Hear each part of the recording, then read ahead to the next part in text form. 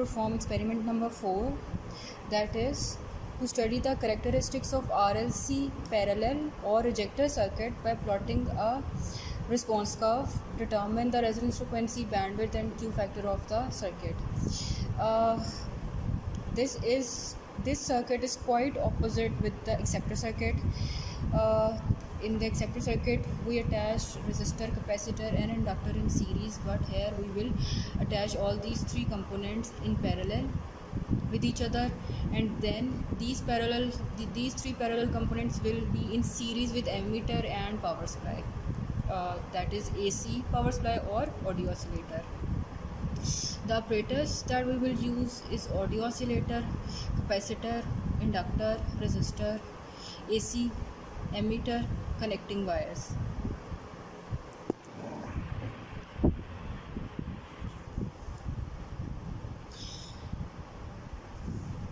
So here is the circuit diagram. You can see from here that AC power supply and ammeter are in series with each other, but all these three components are in parallel with power supply and ammeter and with each other. This circuit is also called rejector circuit. It is you can say totally opposite of the acceptor circuit, and this is also called rejector circuit because it rejects certain value of frequency. It rejects certain band of frequency. That is why it is also called band stop filter or rejector circuit. Why is it opposite? We know that if three resistances are connected in series, then the total R will be R1 plus R2 plus R3. But if three resistances are connected in parallel with each other,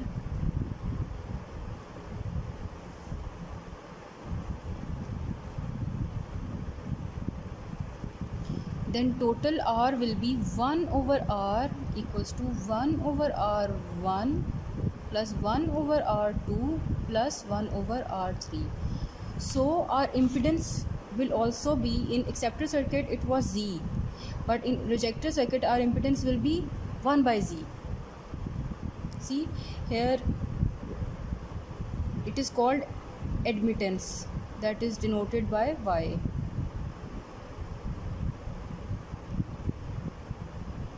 Admittance. So you can see that the impedance is reversed in this circuit. If we use the same values of R, C and L, we will as we used in acceptor circuit, but the arrangement is that we are using it in parallel circuit, then you will see that the impedance will be opposite to the other circuit. So you can say that where the current was maximum, now in this circuit the current will be minimum.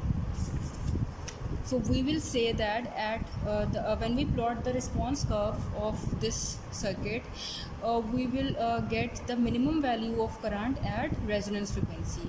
In the other circuit, in the acceptor circuit, we got a maximum value of current at resonance frequency, but in this circuit we will get minimum value of current at resonance frequency, and from that response curve we will further find the value of resonance frequency, bandwidth and Q factor.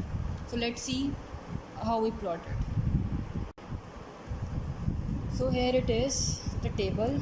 Same table, you plot the same table, F, frequency of different values in hertz, log of F and current in milliamperes. Now you will give certain values of frequency and you will get the corresponding values of current. You will draw the table and then you will plot the graph.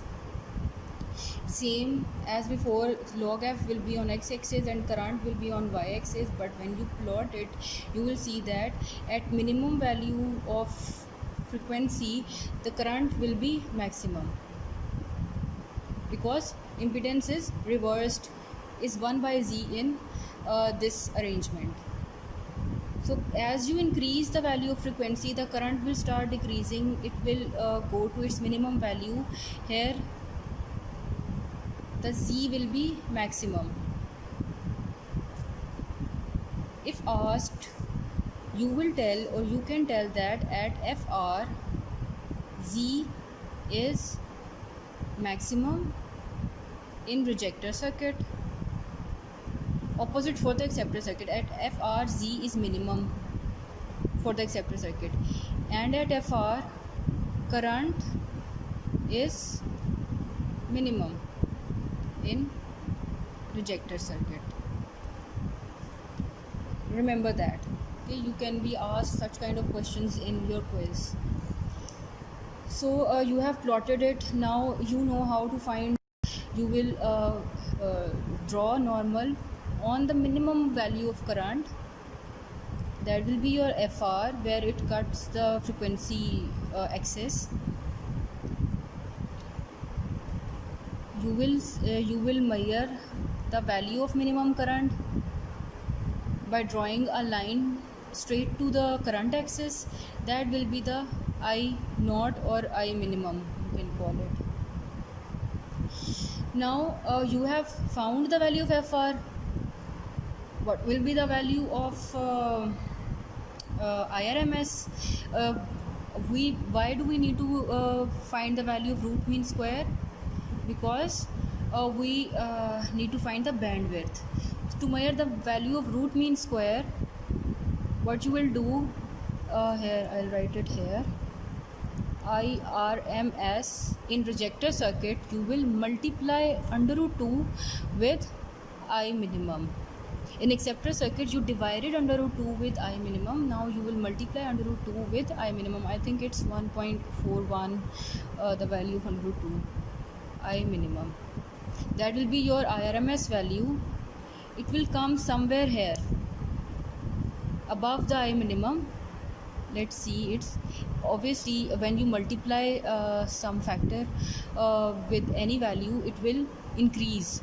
So you will get a higher value than I minimum. You will get IRMS value a bit higher than the I minimum. Now that is your I minimum, whatever it is, after multiplying 1.41 with I minimum. You will plot it on, or you will mark it on the current axis, and then you will draw a line straight so that it will cut your graph or your response curve. Now at the points where it cut, you will again draw normals, F1, F2. So what will be the bandwidth is del F, F2 minus F1. From here you can find the quality factor of, in the same way, FR divided by del F. Now here what quality factors tells you is that it tells you the same thing, but here we are rejecting. What your circuit will do, depending upon the values of capacitance and inductance, your circuit will cut off these values. It will not let this band to pass. It will only let this band of frequencies up to F1 and after the values of F2. It will not let F1 to F2 del F. It will not let this region to pass through it. So it will filter these values. So in acceptor circuit, you accept, or you make some values, you can say what should I say, you choose a value of frequency, that is FR, or a band of frequencies, that is F1 to F2, F2 minus F1, to pass through your circuit, or that you required to pass through your circuit.